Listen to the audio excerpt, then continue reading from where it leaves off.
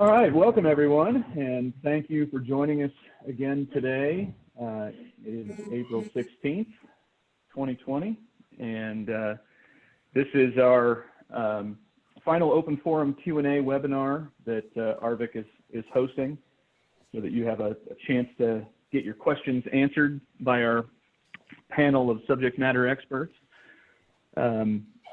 My name is David Basler. I've been hosting these and moderating them. I'm the Vice President of Membership and Marketing for ARVC. So I want to welcome everyone. And as every participants hop online, I want to start by reminding everyone that we are continually updating our information hub at arvc.org/coronavirus multiple times each day with new resources, so check that out. And I'll mention this at the top and at the close. We're redesigning the FAQ sheets that we've been posting after each webinar. Those have been getting a little unwieldy. And we've gotten some feedback that they could be easier to navigate. So we are in the process of finalizing individual topic-based FAQ sheets that will combine all the questions from the webinars. And we're going through those and should have them posted tomorrow. So that's another resource for you to find answers to your questions if for some reason they haven't gotten answered on the live webinars. That's a great place to look for answers as well. And then obviously you can watch the recordings of each of these webinars on that page as well. We've posted a lot of new information on that page for download, and even though this is the last webinar in this series, the opportunity to ask questions and get answers isn't going away. I want to make that really clear. When the webinar series ends today, we won't have these conversations, but we will have the opportunity for you to ask questions. There's a button at the top of the arvc.org/coronavirus page and also throughout the page where you can easily click on that and submit a question, and we'll get it answered and back to you and posted online for everyone to see. So if you have questions going forward, and I'm guessing you will, so use that tool as a way of getting those questions answered quickly. Before I introduce everyone on today's panel, I want to again kick it over to Jacqueline Gloria on our team to give some quick instructions on how to ask questions during the webinar, and then we'll get started. Jacqueline? Good morning, everybody. Thank you for joining us. As we go through today's call, if you have a question, please use the Q&A button at the bottom center of your Zoom window. If you see a question that someone else has already asked and it's a topic that you're also interested in, you can hit the like or the thumbs up icon to help float that question to the top of the list. The chat and the raise hands features have been intentionally disabled. David? Thanks, Jacqueline. I want to quickly introduce everyone on our panel today. We have everyone today. So Jeff Sims is our resident advocacy expert. Jeff is ARVC's Senior Director of State Relations and Program Advocacy and has been working at the national and state level advocating for ARVC during this crisis and for many years, almost I think more than a decade, right, Jeff? Our business and finance expert today is, again, Paul Bosley, founder of Business Finance Depot. Paul is a SBA volunteer and can answer those questions for you today. Our emergency planning expert, again, is Patrick Hardy. Patrick is CEO of Hytropy.com, leading disaster management company in our industry, and is a certified emergency manager and certified risk manager. Our two insurance experts, again, with us today are Chris Hipple from Leavitt and Irene Jones from Marshall and Sterling, both 25-year veterans of the insurance business in our industry. Covering marketing, we have Brian Searl and Mark Koep back with us. Brian is CEO of Insider Perks, full-service digital agency, and Mark is a virtual entrepreneur and CEO of campgroundviews.com. legal expert is Christine Taylor. She's an attorney based in New York with Towne, Ryan and Partners, specializing in labor and employment law. And our mental health expert joining us again today is Jenna Smith. Jenna has a master's in social work and specializes in anxiety, depression, and other mental health issues. And I want to welcome all of our panelists today, and thank you again for joining us. Paul, I want to start. What looks like actually we're gonna start with a mental health question. Jenna, are you on? I am. Yes, I am here. All right. I want to chat with you a little bit about, and this isn't really a question that has come in, it's really more observation, and panelists, if you want to jump in on this, please do. But an observation that some of us have been making, that we're kind of getting into that point in time in this situation where tempers are starting to flare, and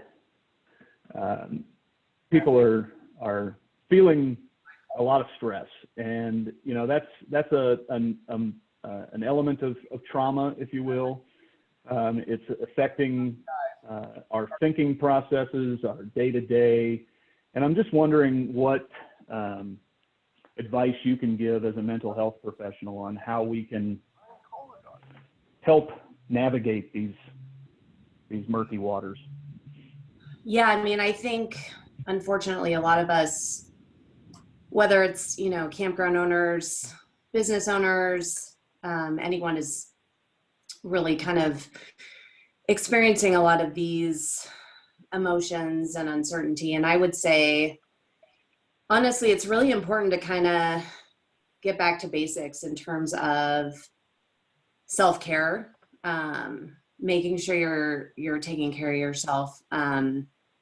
And that's making sure that you're, eating your meals, drinking enough water, moving your body. So taking breaks from work. I know there's so much financial stress right now and a lot of uncertainty on if bills are going to come in. But I think it's so important to focus on just really getting back to the basics of, okay, day by day, I'm taking this one day at a time, and I'm gonna get up, I'm gonna get dressed, and just really trying to, I know I mentioned the last couple times that you need to have a schedule for yourself. And I get it. There are going to be days when, you don't feel like doing anything, you don't want to get dressed, you don't want to, but the more you can kind of push through that and set a schedule for yourself, a sense of normalcy, and then really making sure that you have a time in your day or multiple times in your day to have some kind of a connection with other people, whether that's, doing a Zoom call or FaceTime or a phone call with a friend.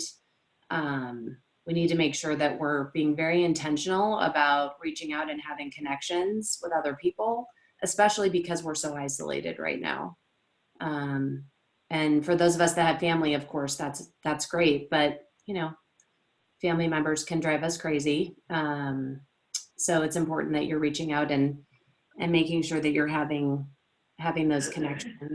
And then another thing I want to mention is you have to be very careful about, first of all, where you're getting your news and your information, and then also limiting that. So it's really easy to get sucked in and I think just watch the news all the time and listen to all these different sources. Unfortunately, some of those sources they're not accurate. And so I'd say do your research and make sure you're getting your information from a variety of sources, but also limiting that and being kind of choosy about when you're hearing the news. Probably not right before bed.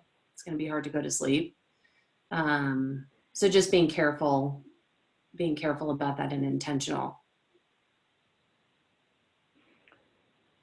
So you mean I shouldn't get my news from Facebook? Probably not. Probably. That's advice that has been floated on previous webinars on these calls that you know, to avoid the I've heard and rumor has it and those kinds of things that bounce around on social media channels that really don't help the situation in terms of knowledge, but they do flare up the stress and the anxiety, I would think. Yeah, absolutely. And I think also one thing that kind of alludes to just having more of a positive mindset, which I understand it's very difficult to do that right now, but we are in a crisis and it's really hard not to see this as something that is just insurmountable, that it's something we're not going to get past. And the truth is we are going to get past it. And if you look at things we've been through in the past, you know, as a nation with 9/11, for example, there definitely are times where it feels like we're not going to move past this, that we're just going to be stuck in this forever. And I think, well, I know on our last call, I think it was Jeff that mentioned that, you know, it's okay to plan. It's okay to think past this when things are going to reopen. Now, we don't know what that's going to look like, but it's important to have plans. It's important to have goals and something to look forward to. So I would say that's also something really important to do when we are going through a crisis like this. Yeah. All right. So I want to kind of weave the mental health theme in throughout this webinar. So we'll come back to this topic. I know Christine is short on time today, so I want to pop in a legal question here real quick for you, Christine. This is coming, it looks specifically out of New Hampshire, but I think it's a broad enough question that would be relevant to campgrounds elsewhere as well. They're saying that currently New Hampshire is in lockdown like a lot of other states, but campgrounds are considered essential in that particular state right now. And so they're able to open on their regular date of May 1st, which they would normally. At that point, they're considering requiring guests to wear masks whenever they're off their campsite, you know, nature trails and that kind of thing. Even though they're able to keep 6-foot separation, doing stuff like that, the requirement of masks, does that seem like a policy that's reasonable, legal, sustainable? And this might actually be a question too for you, Patrick, if you want to weigh in on this as well. But Christine, what do you think? So from a legal standpoint, you can absolutely have any rules for your business that you want. Again, as we've been saying every week, as long as you're enforcing it equally for all guests.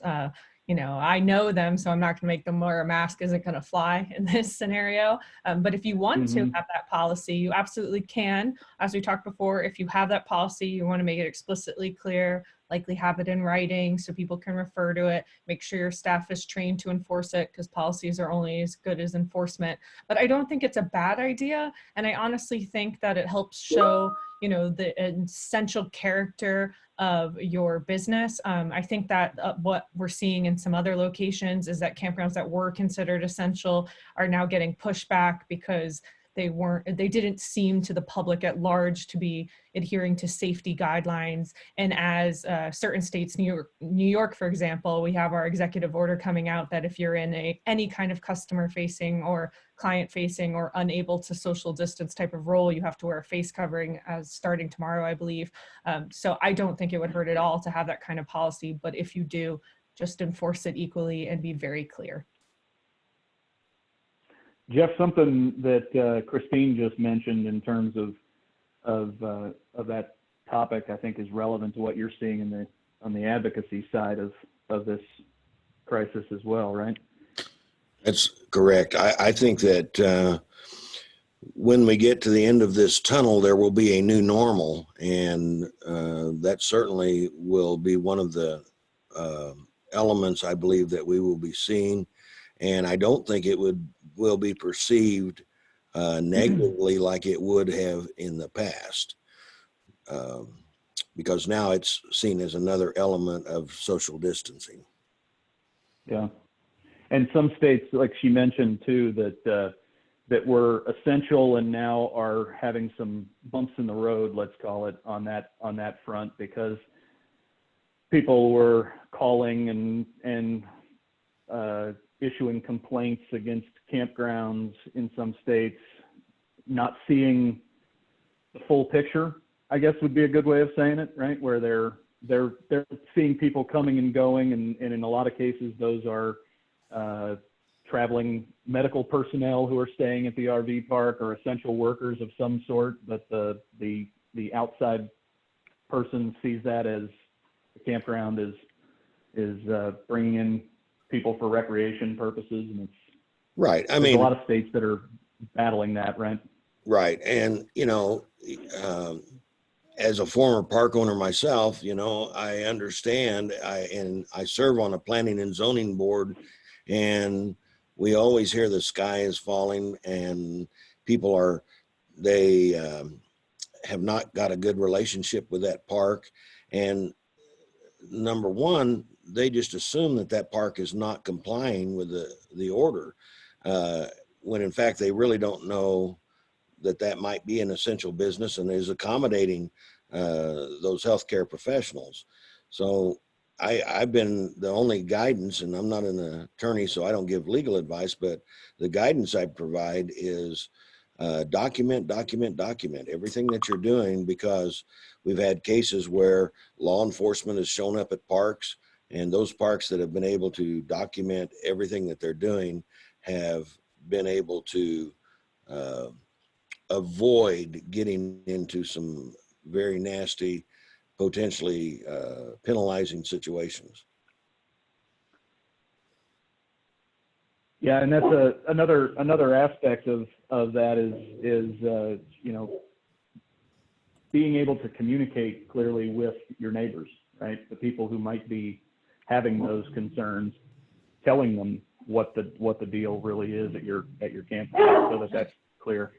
The You park can tell we're owner all needs, working from home. You can hear my dog in the background. yeah, the park owner needs to understand that the perception out there of what others are thinking. And, in the state of Illinois, the Attorney General's office is actually encouraging people to turn in businesses that they perceive are operating that are not essential. So they're on the lookout. So having that communication with your neighbors is important. Absolutely.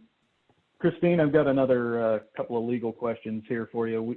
One is we got our official letter that we are considered an essential business from the new North Carolina governor's office. In what you have seen, how does this help us if a county or local office tries to close us? What power does that letter from the governor have, I guess? And Jeff, if you want to chime in on this one too. Well, I'd say generally, as you were just discussing, that education is important. I generally advise my campgrounds to have a good relationship with their local municipality and law enforcement to start with. Then it's a lot easier to explain things to them when you need them.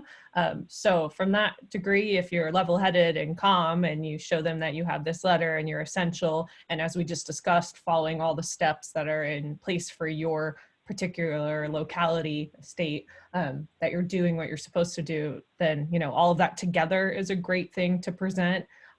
There still seems to be some pushback in certain states. I personally don't know North Carolina, so if Jeff has something more particular about if there's been locality pushback for that. But again, we've seen that although some states governors have said things are essential, that there does continue to be pushback in counties and municipalities. So it's not necessarily a guarantee, but it is something that helps you in a package overall, I suppose. I agree. It's a really positive step. But I will tell you, unless the governor's executive order specifically prohibits a local jurisdiction from adding additional restrictions, the local jurisdiction can add those, and I believe that in some cases the local jurisdiction would override that. Yeah, you're right, because you can always, technically you can generally with the law, you can always be more restrictive. You can't be less restrictive. So like if the municipality decides to do something different with campgrounds, you might be stuck. But again, that's why what we were just discussing, make sure you have relationships and are forward fronting and honest and have good policies in place. Together, all of that will help you, but nothing is a fail safe. Okay. Another legal question for you, Christine. This campground is asking when we are allowed to open. One of our managers wants to screen our weekly guests, act as a health screener and take their temp, basically, that kind of thing as they come in. Is that, first of all, is that legal for a non-healthcare person to assess the health of another person like that? And is it consistent? Is there any HIPAA issue with that in your mind? So Any legal issue? So HIPAA won't really necessarily come to play in that. There's like ADA considerations with employees and stuff like that. But generally in the current climate we're in, with things being ordered to shut down and we being in these disaster protocols and pandemic protocols, you can take temperatures and have a policy. But again, enforcement would have to be blanket. The part of the question that leaves some consideration, and honestly, I frankly don't know, is when these orders are lifted, if you could still do that. That's going to be a little bit of a gray area. I'm not sure what that answer is going to be. I think we'll have to see what the municipalities, states, et cetera, decide to do when they are letting people open up again. I know like task forces all over the country are being put into place, and they're discussing how to open up, in which case that might better inform you about what you will and will not be allowed to do. As of right now, you could, but I don't know what will happen as they, start to open things back up again. Christine, do you think that in that particular case, it'd be a good idea for them to have the discussion with their local health department? Yeah, I mean, honestly, I don't think it hurts. This is where all that relationship building you've tried to do over the years really comes into play, because if they feel like they're part of the equation, then they're more willing to side with you in the event that someone else tries to call you out for something, because you tried to come to that plan together with them. Okay. Another legal question for you, Christine. If a known case of COVID-19 is in the campground, is it legal to ask them to go home to isolate for the 14 days, especially if they have a home to go to? Yes, and I would absolutely encourage it. I think both from a PR perspective and a health department perspective, this is where you definitely need to loop in your health department though, because they will likely have specific things and stuff that they need done. For example, not a campground, but the Walmart in my area, they had to put out a notice that one of their employees had, and they had to put out pursuant to the health department that if anybody started having any symptoms that happened to be there in that time frame, that they needed to also contact the health department. So this is definitely where you'd want to loop them in to take care of that. Patrick, you've mentioned that before on these webinars, that if I'm remembering correctly, you said that's the first call you make, right? Yes, absolutely, 100%, yes. Okay. All right, going to switch gears a little bit here and go over to you, Paul, about a PPP loan question. It's just a clarifying question. This campground looks like has applied for the PPP. The money has been deposited into their account, and they're wanting clarification on the 8-week piece. Do they understand correctly from the date the money was deposited into their account moving forward for 8 weeks, all payroll, insurance premiums, that kind of thing, and some utilities are forgiven? My banker says this is uncharted territory and she doesn't fully understand it. My understanding is it's 8 weeks after the closing date, whatever the closing is. And there's a period of 6 months before they have to make a payment. So in the time that transpires between the 8 weeks and when that ends till their first payment, they just submit the information to their lender. and that amount gets forgiven. So not when the money hits the account, but when the actual loan was closed. The closing date, that's correct. Okay. Patrick, this next question is for you. As the states begin to loosen the stay-at-home orders, any advice on how to handle this if we are not comfortable with opening all the public spaces because of any number of reasons? What are your thoughts on that? What my perspective on it is that if you don't feel comfortable opening up the communal areas, that's perfectly fine. And what you should do is you need to communicate that to everybody at the park, and then you also need to provide some kind of rationale, because what's going to happen is if they hear online or they hear on TV that other places are allowing their pools to reopen, other places are allowing their docks to reopen, other places are allowing their playgrounds to reopen. You have to give a reason as to why you aren't reopening it. So either you say something like, due to what's going on, because we can't, we don't have the appropriate sanitation schedule, or we don't have the staff to be able to do it at this time, where you don't feel comfortable, with reopening it. Because otherwise, as I said, what will happen is that people will start bombarding you with questions saying, why aren't you reopening it? Well, I hear that this park's reopening it. I don't understand why yours isn't reopening. And that can become problematic from a management perspective. There was one other thing I wanted to jump in and say was based on the first question that I heard. Just so you folks know, FEMA actually has a website, and they deal with rumor control, and it's actually, I believe that the webpage itself is called Rumor Control, where they actually have answers to common questions that people ask about, like, is there martial law right now? Is FEMA restricting respirators? Are they doing this or that?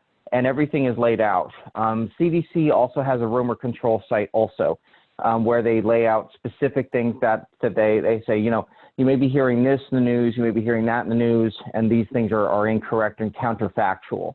And here's what is really going on. So that was the other thing I wanted to mention also, which will help in the rumor control issue, because I know obviously, people can hear things from a myriad of sites, and so they try to give straight facts as best they can.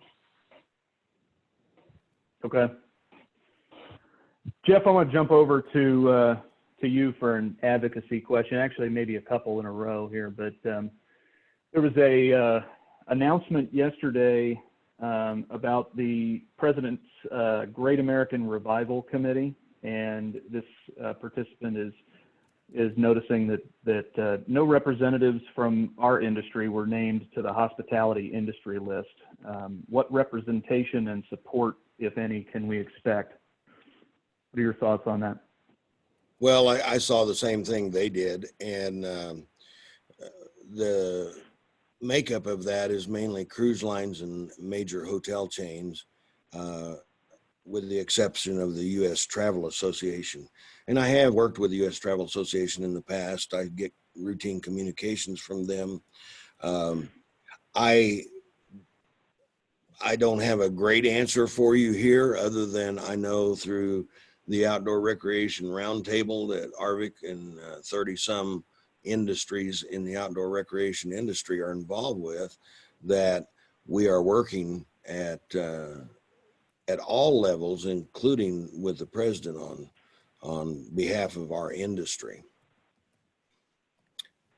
So I'm sure that we're having some conversations with the U.S. Travel Association as well, but you don't see the Chambers of Commerce listed in there. That's a hospitality group, and historically, it's just like all the executive orders I see from Department of Homeland Security and the Cybersecurity Infrastructure Security Agency. They list hotels and motels, but not RV parks and campgrounds. And we're going to be focused on that when we get through all of this, of trying to get that incorporated. But there again, those aren't mandates, they're recommendations. Yeah. From my past experience with USTA, and Roger Dow is the head of that organization. From my experience, that's going to be a good window into that committee for hospitality groups and travel groups that are not part of that, the multi-billion-dollar hotel and cruise line industries that are on there. That's why he's sitting at that table. Right. And I think we can use that opportunity as our window into that conversation and make sure that we're heard. Another question for you, Jeff. What are other states mandating for overnight guests at RV resorts and campgrounds as it pertains to COVID? Are they allowing overnight guests? You want to talk a little bit about the state tracker that you've been working on? Yeah. On our website in the coronavirus update, there is a state tracker, and I work on it constantly. And some states I haven't even had the opportunity to go to, but there's not a one size fits all. Some states have listed RV parks and campgrounds as essential, and are operating relatively normal, except for the fact they all have, their playgrounds, and I'm seeing more are requiring restrooms be closed. And that's probably a good thing at the current moment. But maintaining social distancing. Some states have implemented a 14-day quarantine. So if you can't take anyone under 14 days. There's an upside to that and a downside to that. That doesn't help the person that's traveling from north to south or south to north or east to west. But right now we have to keep in mind, this is not about leisure travel. It is not about vacationing. And I'm fielding multiple calls on a daily basis from the consumers who are saying, but we have our seasonal camper there, and the kids are at home, and we need to get out, and we just want to go roast marshmallows out at the campfire. And I try to explain to them that I get that. I understand it completely, but the reality is that currently a park owner that does not comply with an executive order could face penalties, and in some cases they even state jail time. It's important for campground owners to remind themselves that you need to stay safe. You got to keep your family safe. You've got to implement protocols that keep your staff safe and keep your guests safe. And I've probably already said it on some of these webinars. What I don't want to see is ABC Campground, this headline that says ABC Campground is the epicenter of the COVID-19 epidemic in this county. Those kind of headlines will be hard to survive. We want to make sure that you're doing everything you can to minimize risk. And yep. So in a lot of these cases, they do have an exemption for those that genuinely have no other place to go. And so a full timer will probably fall into that category. Also, it is their residence. But I go back to what I said earlier, document. Everything that you do, make sure you document it and are able to provide that in writing, that you've documented all these things, because the perception, and we go back to what we said earlier, of the community, that people see units coming in, and it's a highly emotionally charged issue for some people. And in the community, I mean, we've even heard elected officials talk about, oh, these RVers are taking our toilet paper and our food. I mean, real irrational elements, but understand that's what you're faced with, and then coordinate yourself to address those issues accordingly. Yeah. Well, and to your point, we're obviously noticing some states that are not at the point of allowing 14-day stays or traveling medical personnel stays or stays for people who have nowhere else to go. They're just closed completely. And those are the states I know that you and many state executives around the country are working hard to get changed. Well, I want to jump back real. David, just this Go morning, ahead. Go we ahead. had a communication where the park had to turn away 4 traveling nurses. You know, folks, that's not right. And so we are working. I know David and I are day and night together on these things. We want parks to be able to be open, but at the same time, we want you to minimize the risk and make sure that you're complying with your executive orders. Yeah. Until we can get them changed. That's a good thing if we can get them changed, obviously. I want to jump back real quick to the previous question because I know Paul Bambi, President and CEO of ARVC, is on the call, and I think he might have a perspective on the President's Committee and representation for the hospitality industry. Paul? Well, I was just going to add that we know Roger Dow. He is the representative for tourism across America in general.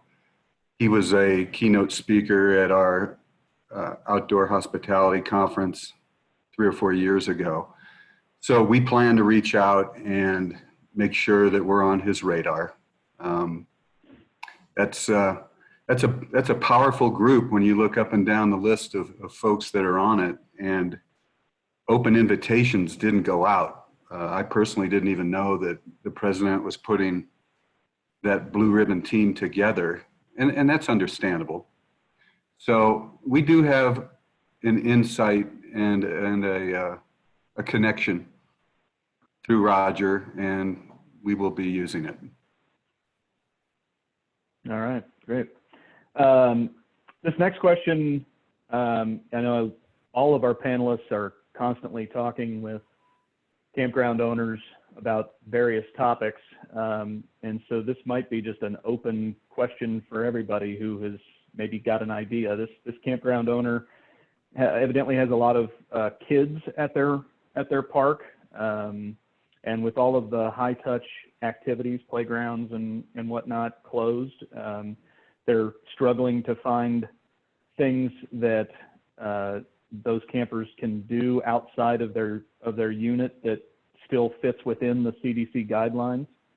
Do any of you have, from your conversations, any creative ideas or resources for activities available especially for kids right now? I would recommend the Campers app. They have their Easter egg hunt, so guests can download the Campers app and actually do a virtual Easter egg hunt.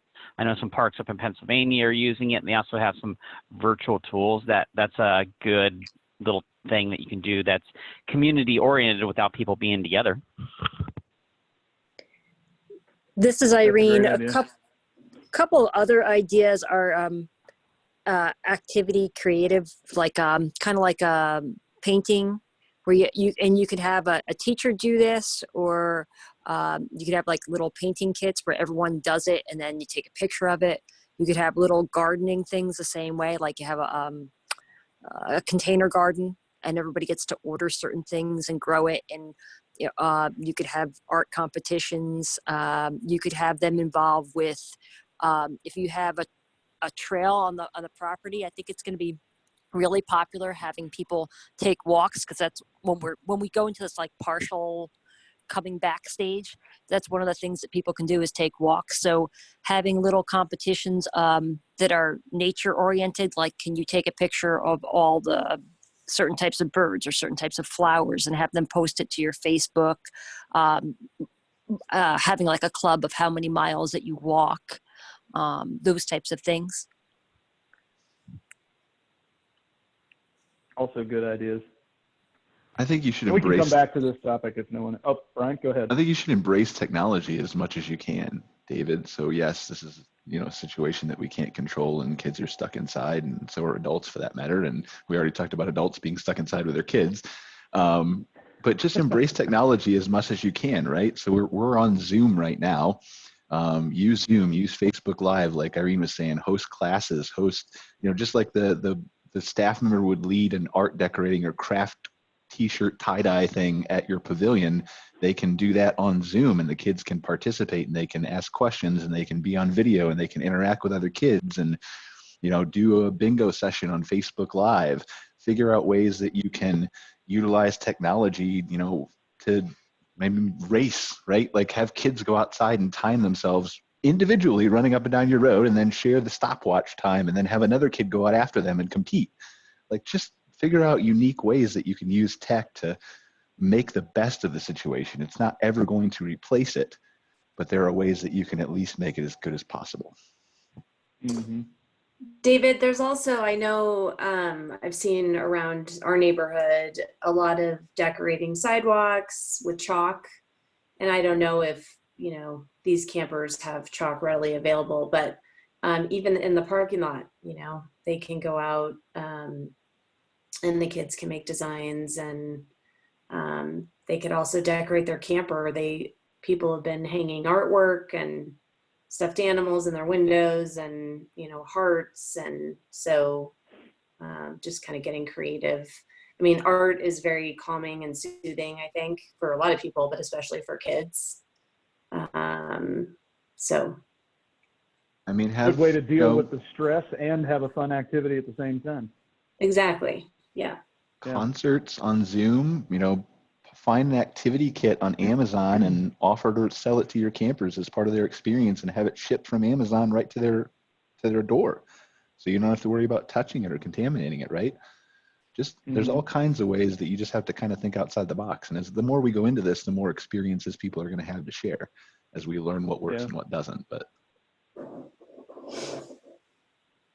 and those are good ideas that we might be able to kind of get in my brain thinking a little bit. We might be able to collect those kinds of ideas and have that as a resource on our arvic.org/coronavirus page too, where people can share ideas for activities that other campgrounds might be able to pick up and use.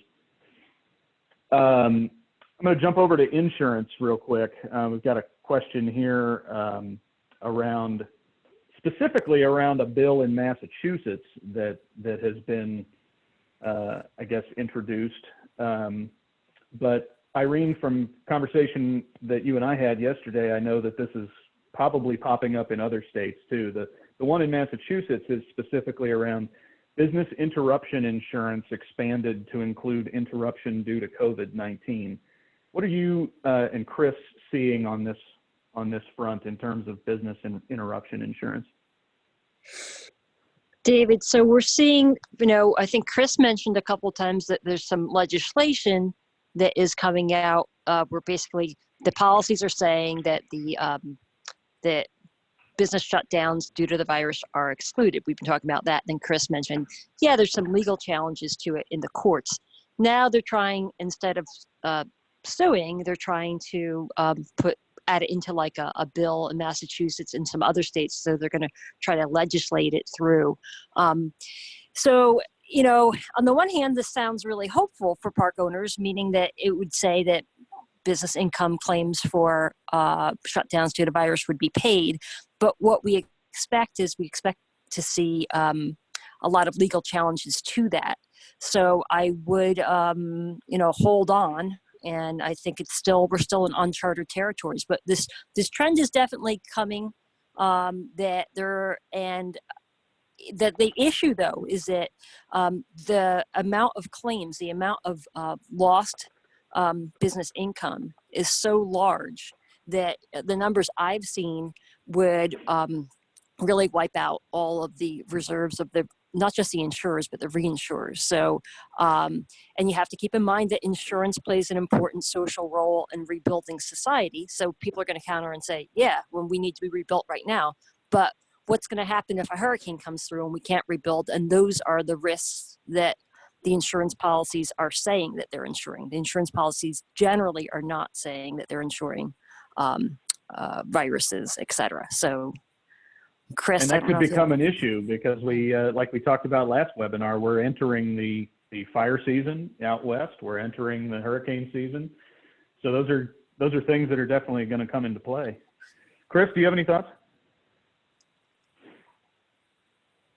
I don't think Chris is on. Oh, okay. Well, we may have. I think he was, but we may have lost him. We'll jump to another topic here. We had a question come in about the CISA and the essential critical infrastructure workforce and an update on that. It looks like we don't necessarily have an update, but we will find one and get that posted online and be able to provide that update to everyone. We've got a mental health question here, and maybe even an element of emergency preparation as well. Do either of you have any suggestions on how to support stressed employees that are concerned about being in contact with campers once the park opens back up? I mean, I think a lot of people, there's going to be a lot of anxiety when we kind of start to reemerge and reintegrate.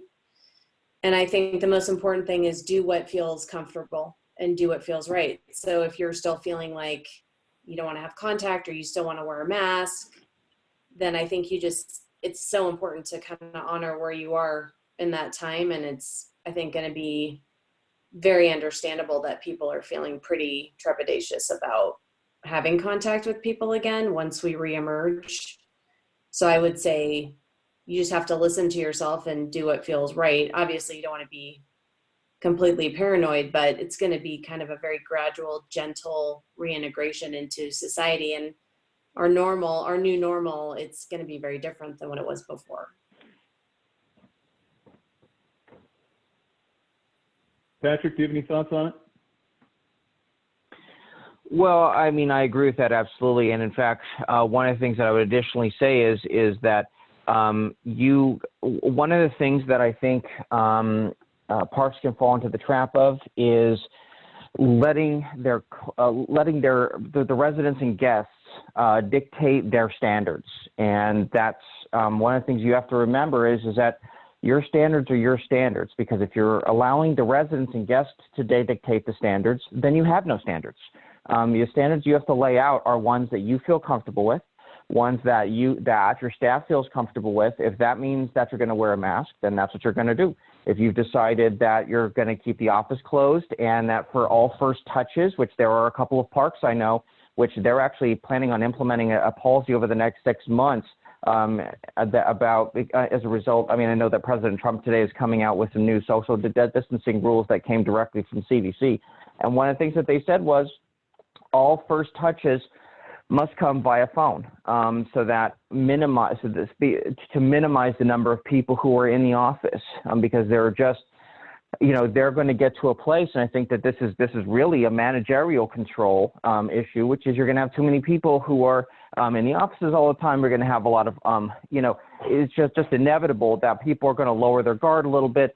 And some employees are not going to feel comfortable about that. So what I would tell the parks is I would say, listen, whatever it is, whatever standard if you want to follow the stricter standard, like for example, if all of the staff are within the vulnerable category, which that's actually more than a few parks, I think, then what they're probably going to do is they're going to set up stricter rules. I think that's great. You just have to lay it out and make it clear to people that this is what we're doing. And again, like I was mentioning earlier, you need to make sure you're laying out the rationale as to why, so that people don't think that you're, intentionally trying to keep them away or you're trying to lower the customer service standard. You're simply doing it for your own health and safety. If you lay it out like that, I think you're going to be pretty much in the clear. Okay.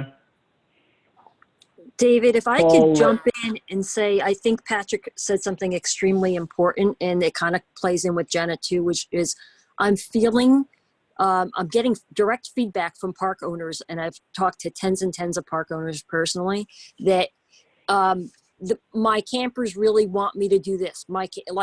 People are calling me up and they really want me to. And one of the challenges that they have is telling people no. And, I'm trying to walk through and give them like some of the guidance that they're giving, but I think it's very important I just wanted to reinforce what Patrick was saying and what Jenna is saying, because I know the park owners are getting a lot of pressure from their clients, which are the campers, and they want to please them because they want to keep their businesses alive. So it's a big stressor. Can we add on to that? And this would be a question then for Irene and Patrick then on that topic.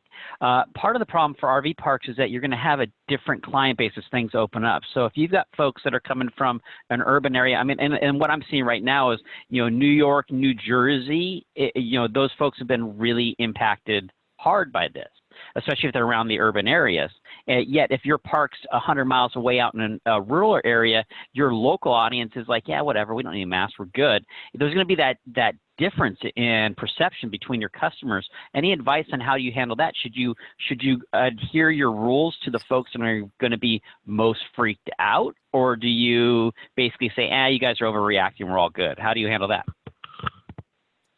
I think one of the things you have to do is something that Patrick said in the original class that he taught that has been seen so many times, which is make your rules and focus on your employees first, because your employees have to run your business. So you have to be able to staff your business. You have to be able to have them understand how you're going to keep them safe, what are the procedures, because without them, you can't run your business. And you know, that's what I think you have to have a plan ahead of time. And there's a lot of anger going around out there, and that anger's an energy, but at some point you got to let it go and start to plan instead and say, I don't like these rules. I think most people don't like the rules, but I have to deal with them in order to survive. And making the employees understand that we're going to wear masks, or this is how we call out if we're sick, and this is what we do, and this is how we have meetings, and we don't interact with each other, etc. We're going to do it all via FaceTime calls or whatever it is that's going to make them calm down. And I live in an area 100 miles outside of New York City that is filled with campgrounds, and I got to tell you that it's a very easy drive. So I think you have to treat your campground, if you're in 100 miles outside of Chicago or New Orleans or wherever the hot spots are, you have to think that those are the people who are going to come camping with you. So you need to make your rules based on, based on that. You have to make it, in other words, it's one community. That's what I'm saying. And I'd love to hear Patrick's insights. Yeah, I agree with that absolutely. Is that you're going to have to develop your rules with that sort of 2-point calculus in mind, which is number one, what is going to make your employees and staff feel safe, right? So that's the first plank. And the second plank, which I'm glad you brought up, Irene, actually, that's a great point, absolutely, and Mark too, which was, your rules have to also focus on the demographic of the people in the park. But the only addendum that I would make to that second plank is once you've done that, and I think what you have to do is you have to sit down with your employees and actively, again, I hate to underline the word plan, but I'm going to say plan, make sure that you're laying out a plan with the employees, and that this needs to be a part of your pandemic plan, the one that you implement as part of the park, is you say, listen, we're having a dialogue with my employees, and this is, and based upon the demographic of the park, based upon what makes people comfortable, this is the ultimate distillation of what we want. So we've decided this is going to be the policy. And so from an emergency planning perspective, once that process is done, then that has to be put in stone. That's the way it has to be, because the issue only becomes, and I know a couple parks were asking about this the other day, was they were saying, well, we want to change this policy, we want to change that policy. And I say, well, you have to be very careful, because we really don't know what's going on yet. There could be an additional spike in cases in 2 weeks. We really don't know. And if you continually change the rules, if you continually change the standards, just like Irene was talking about, what's going to happen is your staff's going to start to feel like, you're not taking this seriously, or that you're constantly changing the rules, and then they're not going to know, what's appropriate. And then that's what's inevitable. People are going to get nervous. Employees are going to start to feel like their health is in jeopardy. And then that's going to create a managerial problem for everybody at the park. Okay.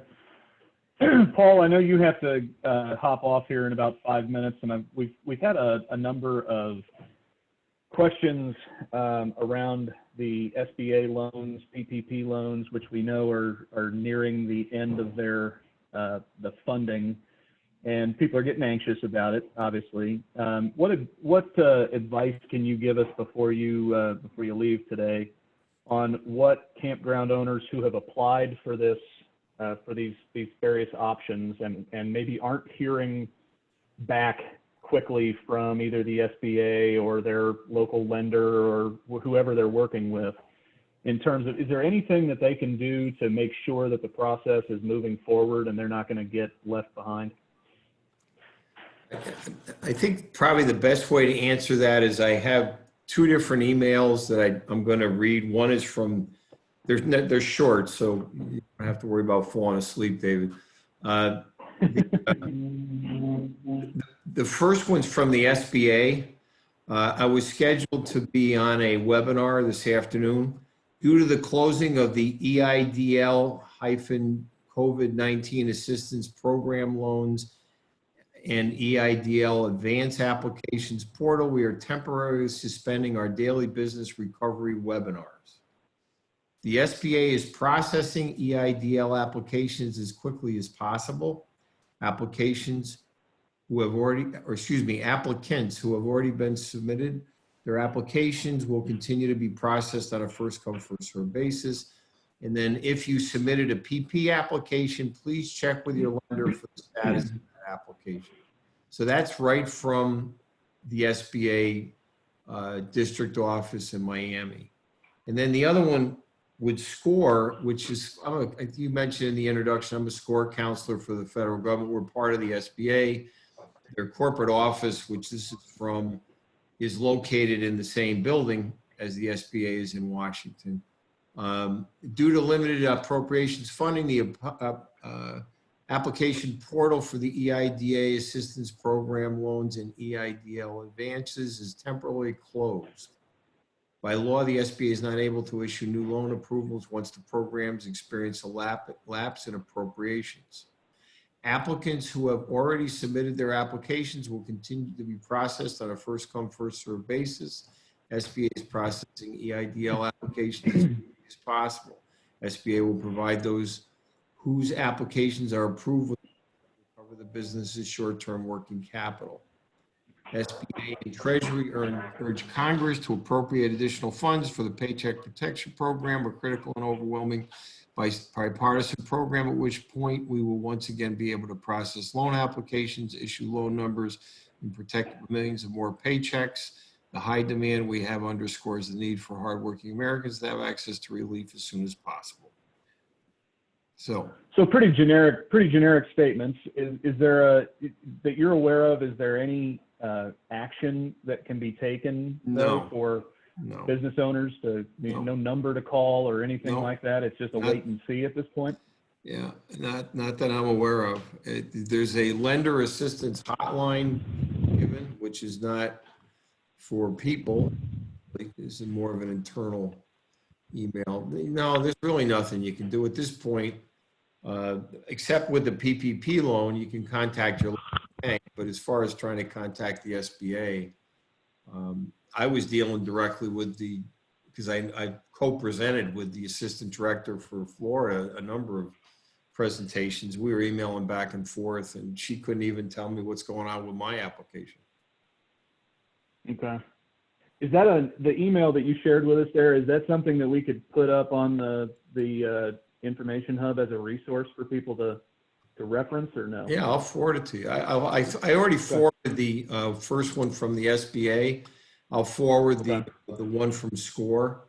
If some people, that would be good. We'll get that up on the hub and let people take a look at it, be able to use it as a reference. Real quick, if you can, before you hop off, we got another question about the EIDL grant, the $10,000 grant, which the original interpretation of that was that if you didn't get the EIDL loan, that this $10,000 grant would be available. And this campground is saying that they have received a pretty generic response that they will give, the SBA is going to be giving $1,000 per associate on the payroll in January up to $10,000. That's kind of the details of this now, and maybe that's changed, I don't know. But she doesn't have any associates on the payroll as of yet. Their summer hasn't started, their help hasn't come up because of that, and she's wondering, can they use that $10,000 for, based on the payroll that they would have had, and use it for other things like bills and other needs that they might have? Is that possible? Do you know? That email doesn't pass the smell test. There's something about that email. The EIDL loan is it's an automatic $10,000 grant if they decline you, and it's a $10,000 advance if they approve you. And it has absolutely zippo to do with people. Paul, this is Mark. That's actually not true. I just got an SBA email directly from them that counters that actually says you're only going to get $1,000 for every employee, and that's only if you actually go through the application process. Basically, SBA is rewriting the law as they administer this. So at first it was a rumor, and then I can confirm that I've received notifications directly from the SBA stating as much, that they're only going to give you $1,000 per employee, and that's only if you go through the loan process. But then there's no information on actually going through the loan process.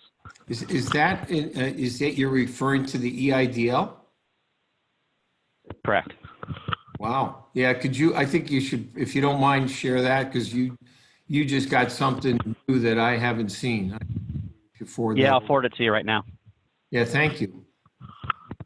Yeah. So let's, after the call, Paul, if you and I can maybe hop on a call and we can work through that and try to find a good, solid answer for people on that question, because it sounds like we've got at least two and probably more who have maybe received that email. We can try to help them out with an answer. That'd be great. Well, all right. I'm scheduled to do a radio show this afternoon, so if you don't mind, maybe just shoot me an email and. Sure. Anytime you're available, just we'll hop on a call and see if we can get an answer for that. All right. Thank you. Appreciate it, Paul. Have a good day. Thanks for your time. You're welcome. So this next question, we're going to jump over to marketing, and this is so for Brian and Mark and anybody else who wants to join in. We've talked about this before, but I want to hit it again as we get deeper into the time where we're starting to potentially reopen. They're looking for marketing ideas to help generate the buzz after this ends and parks start to reopen. So we've talked about it in the past webinars about the importance of forward thinking. This isn't going to be forever. What are we going to do to market our parks? What would you guys recommend? Specifically, they're asking to jumpstart your reservations and bookings again. David, can you go ahead, Mark. I was going to say that in history, this is actually going to be the easiest time you've ever had to market your campground or RV park, because all you have to say is we are open. People are itching to get out. Now the downstream impact of that is that they're going to be excited, but then all those secondary questions of, is it going to be safe when I go there? What are we going to be able to do? Is it going to be worth our trip? Will we get sick? All those other questions will come afterwards. But from the basic marketing aspect of how do I get people interested in my park, simply letting them know that you're open will probably drive significant demand, because people are already, for parks that we manage their social media, we've got people just beating down the door, and park owners know this. You're all getting the calls right now. People want to come camping. They're like, hey, I'm good. Nobody's sick around me. I'm coming camping. And you're like, no, sorry, we're closed because of the health department. So people are itching to get out. So it'll be probably the easiest time you've ever had in history to get people to come into your park. That'll be in the short term. That'll be in that first week or two. Beyond that, though, then that becomes a bigger marketing issue, because we don't know how the overall economy is going to be. We saw another 5 million job losses today. So that question, we don't have the answer to that yet, but it's going to definitely, unlike 6 weeks ago when everybody was looking at another record season, I can tell you that this year will be a record season for you, but in the wrong direction. So we're going to have to be really creative with our marketing going forward. You're going to have to start utilizing digital techniques more so than you have in the past. So it's stuff that doesn't require paper and written documents, because I don't know about you, but all my mail goes through quarantine procedures in my household, whether I want it to or not. I can imagine that's going on everywhere else. So you're going to have to start transitioning rapidly to digital methods. That means take a long look at your website right now, open it up on your cell phone, see how it looks, go through, make sure all your links are there, make sure you're telling your story. You know, I'm a huge advocate of video. I think video tells a story in a much more efficient fashion, especially for folks who don't read. So look at doing videos. Can you pull out your phone and do a selfie style video, talk about your park, create a personality around it? Those type of techniques are going to become really important as we go ahead. Brian, did you have something? I think, David, are you able to give me permission to share my screen for a second or no? While I talk about this? We're not actually, no. Okay. Well, whatever it is, we can maybe put it on the resource page. We don't have it done quite yet, but we're continuing to work on these camp local things, and I was just going to show people what we're working on real quick. But okay. I think more people you're asking how to get people in the park. Focus on your dynamic pricing, focus on, you know, like Mark said, people are going to want to get out. So make sure since you have a shortened season, taking advantage of maybe a little bit higher rates because people are going to have a higher demand for it. And that may help make up a little bit of your revenue, but just focus on the locals. Because again, we don't know what's going to happen with travel restrictions and whether people are going to go state to state or even people are, you know, be allowed or want to. And so focus on, I think a lot of it's going to be local, just reaching people who are within 50 to 100 miles of your park and convincing them to just get out of their backyards and come on a short trip is going to be the low-hanging fruit here for no matter where you are.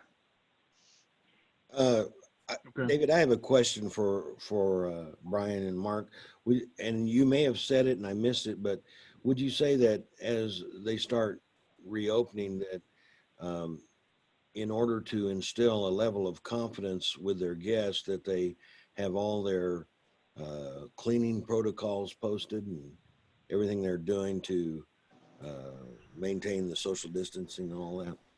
Yeah, I think they should be doing this already, regardless of whether they're, you know, obviously we don't know when this is going to end yet, but regardless of when the timetable is, you should already be doing this. And that way, yes, when it does open up, you can reinforce this. You can have it posted on your website. You can direct people who are calling in to where the policies are and where they're located. But in the meantime, if people know that you're doing this stuff in the lead up to it, then when the floodgates open, like Mark said, it's going to be a whole lot easier to be prepared for all that and to make people feel as safe as possible. Well, and actually, let me add on to that too. The other thing, when you're looking at your customer and you're marketing to them, it's to anticipate their needs and their wants. Recognize that usually when people are coming to your park, they want to know what's in the area, how close fishing, hiking, or biking is. A new question that they're going to be asking about your park is, how many cases of COVID did your city or county have? How many does it have, and what's going on in that general region? Especially if your park is located across a state or county line from where your main audience is, there's some concern over state checkpoints and county checkpoints. So start thinking about how you communicate that in a way that you're not putting yourself legally out there where you're saying our state or our area only has 50 cases when it actually has 100. But recognize that will be a secondary question people will actually search. They're going to, if they decide to come to your park, they're going to actually do a Google query. How many cases are in XYZ county right now? And, you know, is it safe? So think about how you communicate that also. And I was thinking along the lines, a lot of parks, the ones that are open currently, in many cases, their restrooms are closed.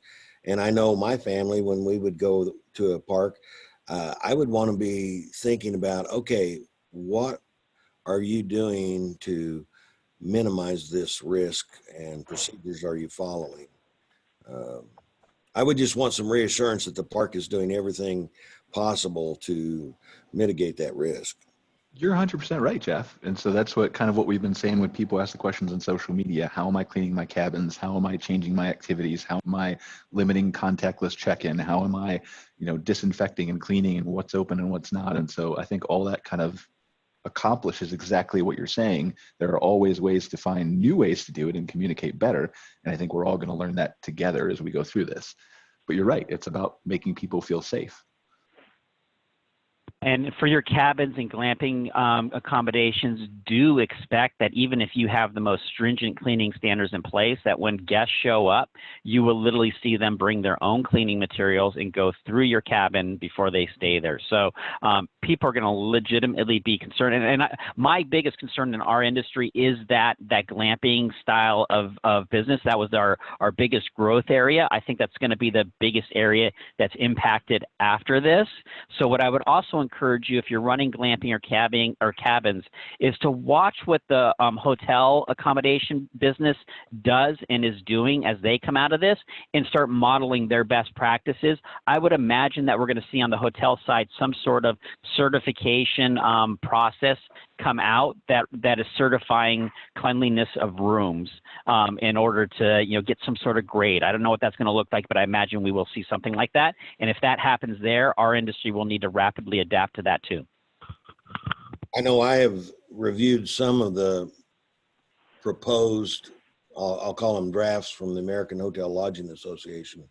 And I do believe that there will be a new normal. Yeah.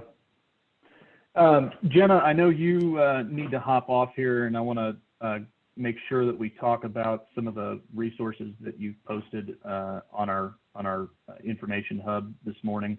One of which is the, I believe it's called the Road to Resilience, and how the idea of resilience can help people through traumatic events and events like this.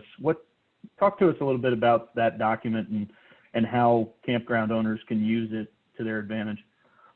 Absolutely. So resilience is really just, how we are able to get through difficult or traumatic events in our lives. And everyone has a certain degree of resilience in them.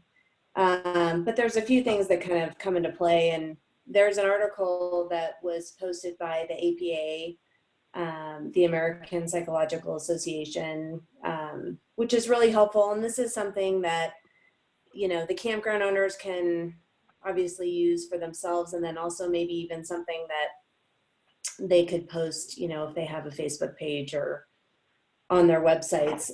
But it's some things that we've talked about before. So making sure you're, making those connections, whether it's with family members, friends, and then also making sure you are accepting help and support from the people that care about you.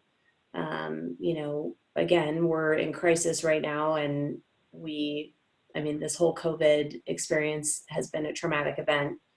And so it's really important to reach out when we are needing it, whether it's with family members, faith-based organizations that you're involved with. And then what I mentioned before is really avoiding seeing this situation or any other crises as insurmountable or something that, we're not going to be able to get through. Obviously, we can't change what has happened, but it's really about, we don't have control over this crisis and this virus, but we have control over how we respond to it. And so again, it's really thinking about the future and how things are going to get better. And then just almost applying to, if you look back at how you've dealt with difficult situations in the past, how did you deal with those situations? How did you approach them? And if you feel like you approached it well, you can apply those same strategies to this situation, even though it's different.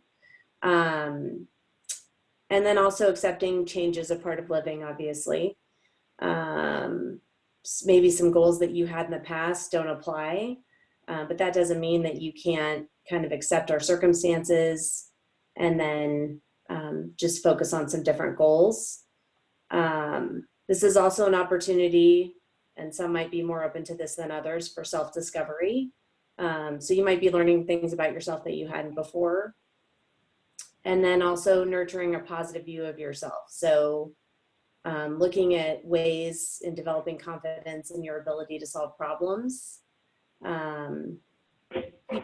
keeping things in perspective, even when faced with painful events, You know, I think considering stressful situation in a broader context and keeping that long-term perspective. It's really hard not to blow things out of proportion right now, but I think, yes, things can always be worse. Things are always relative, but just reminding yourself of what you do have going for you. Hopefully your health, and your family, and then back to that self-care. You have to take care of yourself right now, really paying attention to your needs and your feelings. And then I would say just taking it day to day, focusing on things that are working well for you, and then things that aren't, looking at that and trying to make some small changes. I think there's also, and this is kind of a lead in to advocacy. Thanks, Jenna, for that answer, by the way. Oh, sure. There's an element, would you agree that there's an element of being able to feel like you're making a difference in the situation by getting involved? And, you know, maybe it's making a phone call to a local government official, maybe it's writing a letter, maybe it's writing a bunch of letters, whatever it is to make someone feel like their voice is being heard. Does that play into this? Absolutely. I think it's, you know, any small stand we can take, whether it is, yes, making a phone call to a government official, writing a letter.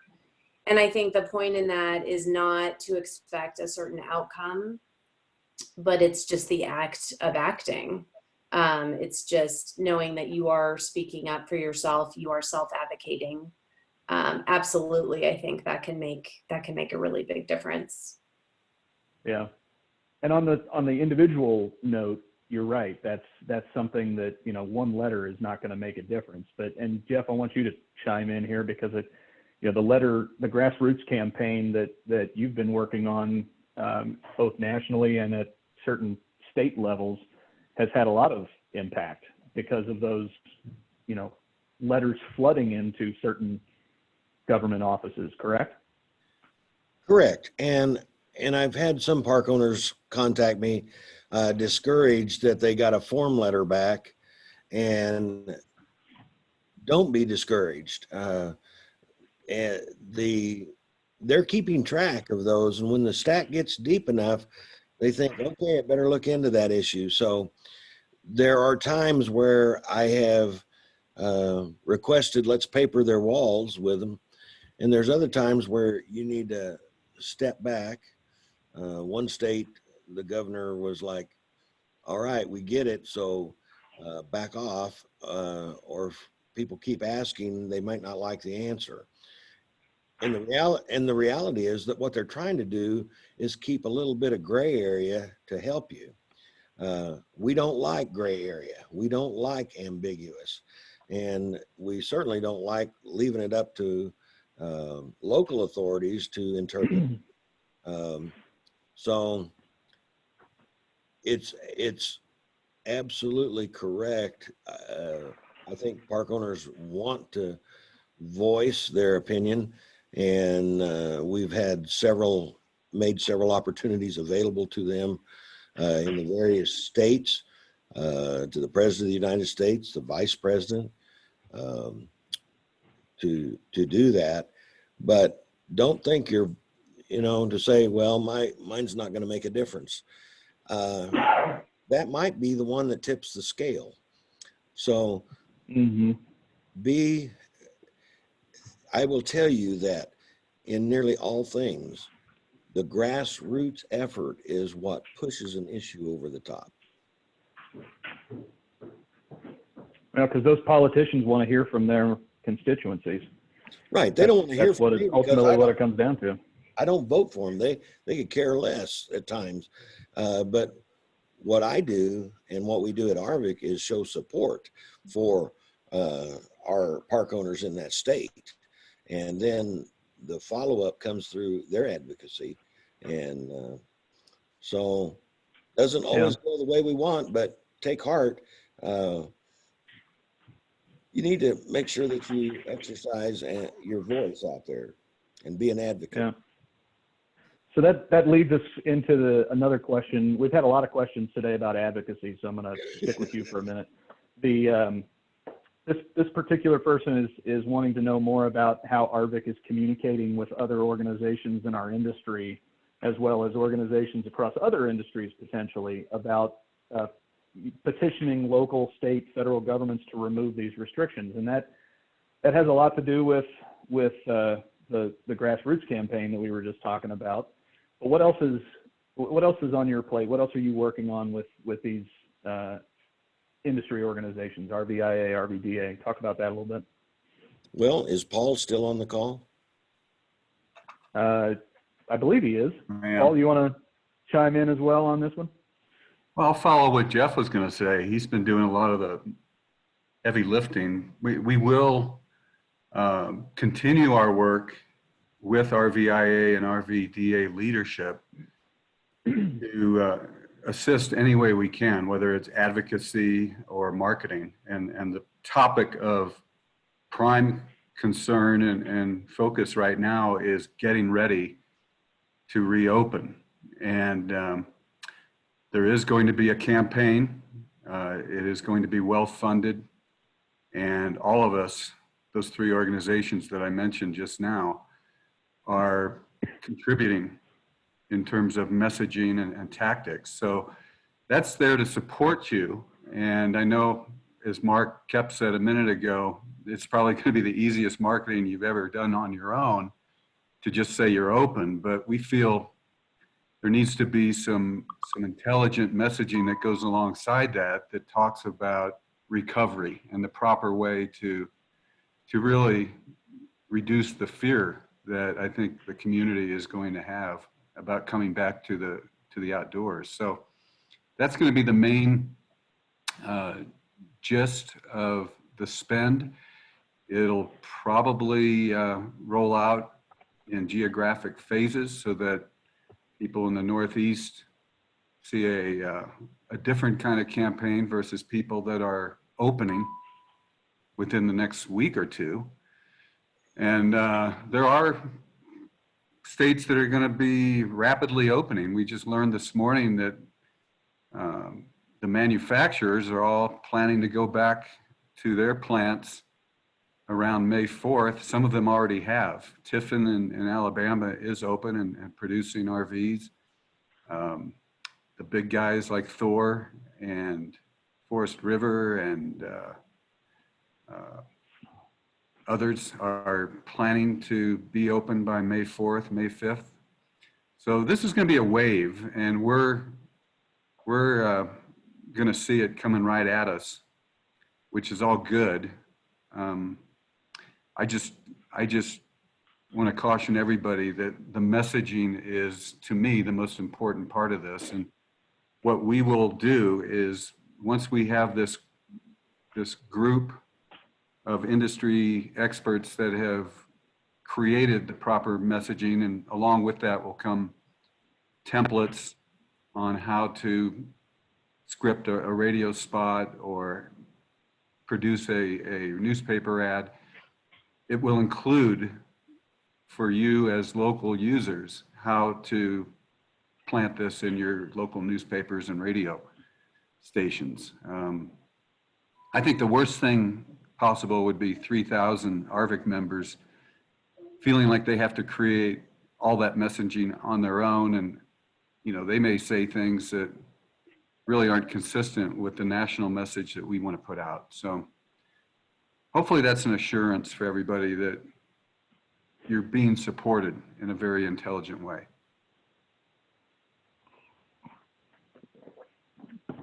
Jeff, did you have anything else on that before we jump to the next question that I have for you? No, with our limited time, let's move on. All right. Well, this next question I think will be fairly quick.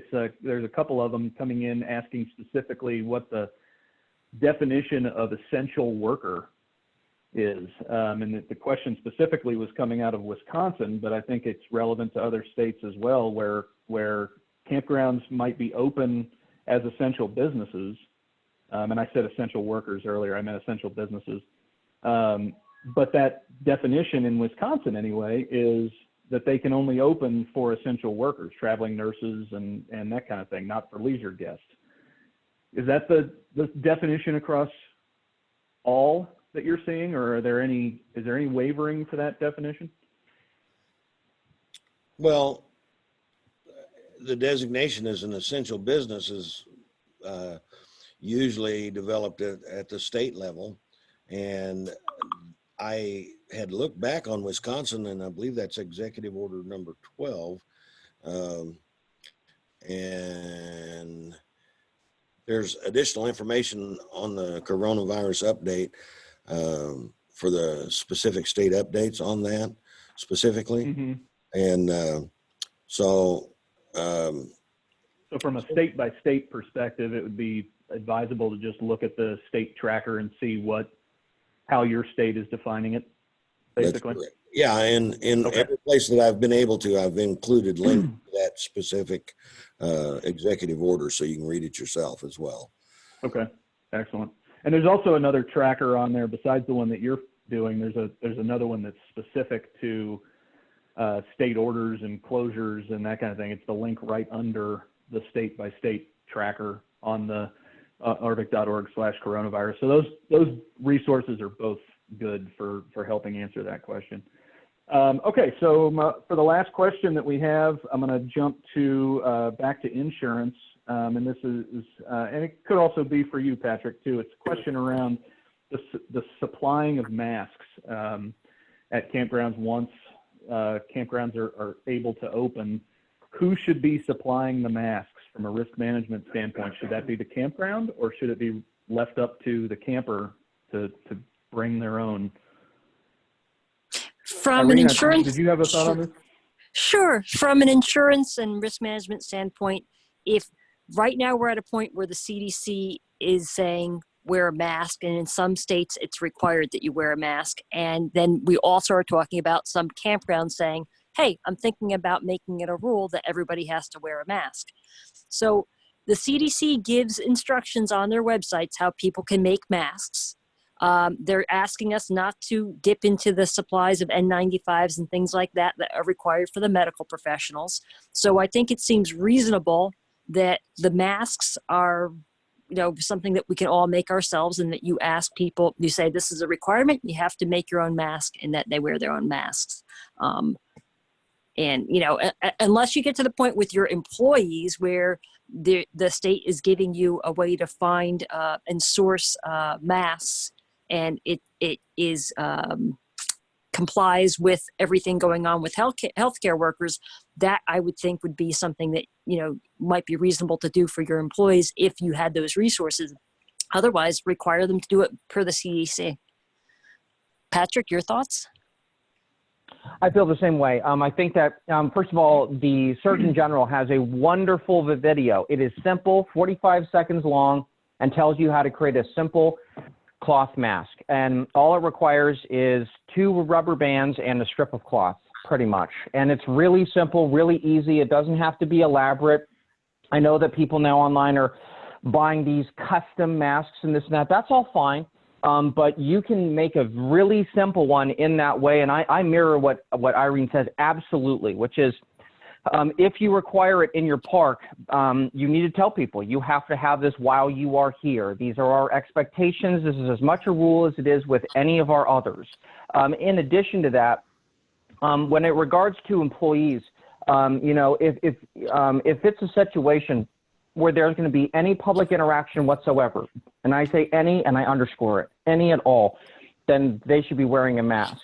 But she's absolutely right. I think Irene's right, is that purchasing N95 masks is not something that you should be doing, because healthcare really needs it. Until the distribution networks have gotten back into pace, it's going to be a situation where there are going to be mass shortages.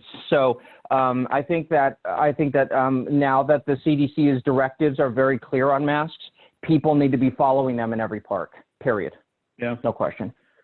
Well, and this could also fit in with our question earlier about activities at the park too. Why not create a Zoom activity or something digital where you can create masks together as an activity potentially for campers as well. Mm-hmm. So we've reached our time for today. So I want to close out, give a few reminders to everyone. I mentioned at the top of the webinar that today is the final webinar in this particular series. But if you still have, you still do have an opportunity to ask questions. We have already posted at the top of the information hub at arvc.org/coronavirus a big button that says, if you have a question, click here. And it just takes you to an online form that we will get, and we'll get an answer back out to you, and also post it on the FAQ sheets that are posted on arvc.org/coronavirus. So that's a way for questions to get answered going forward as well. And for updates on everything that ARVC is working on to keep campgrounds open and campground owners informed, that information hub at arvc.org/coronavirus is your one-stop shop. We've talked about them on previous webinars. There are tools like the reputation management tool that Brian has put together from Insider Perks that's free. There's the app that Patrick is put out, the Disaster Hawk app that will help you with emergency planning. There's literally countless resources on there on every topic that this webinar series has covered. So I really urge you to go and check all those resources out. I want to again thank all of our panelists for joining us today and for every webinar that they've been on. It's been quite a feat for all of these industry experts to join us every day and answer all of these questions. So I want to really thank all of you for the time that you have devoted to this, and thank you for continuing to help us out with answering questions going forward as well. So remember, again, as we've said before, we're all in this together. So if you have any needs at all, don't hesitate to reach out to ARVC or your state association for help.